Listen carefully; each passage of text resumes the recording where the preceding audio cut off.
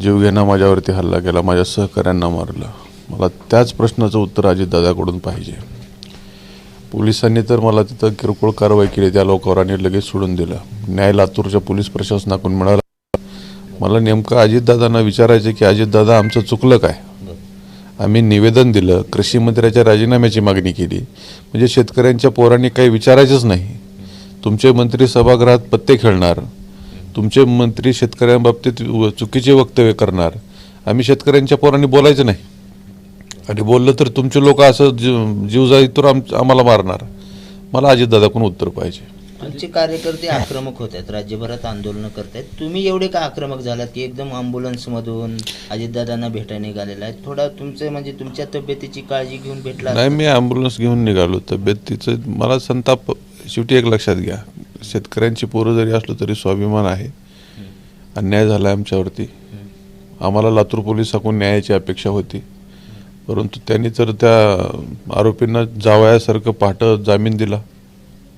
अटक बी पहाटेच आणि जामीनही पहाटेच. म्हणजे एवढं सरकार त्यांना प्रोटेक्ट करतंय ह्या सगळ्या गुन्हेगारांना. कशामुळं?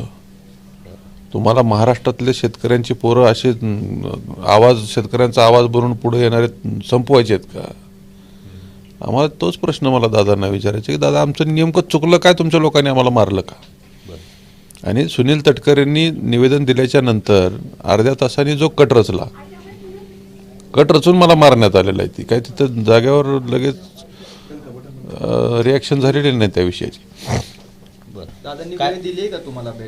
नाही, मला आमच्या लोकांना निरोप आलेला आहे की सकाळी 11 वाजता काही भेटायचं ठरलेलं आहे. आता कुठं भेटायचं एवढं चाललंय चर्चा.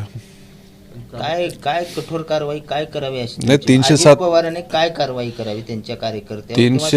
307 च्या अंतर्गत कलमांतर्गत त्याच्यावरती गुन्हा दाखल व्हायला पाहिजे होता. ती मारहाण पाहिल्यानंतर महाराष्ट्र हळहळला आहे. महाराष्ट्रातल्या शेतकऱ्यांना तमाम जनतेला अतिशय वाईट वाटतंय त्या व्हिडिओ पाहिल्याच्या नंतर.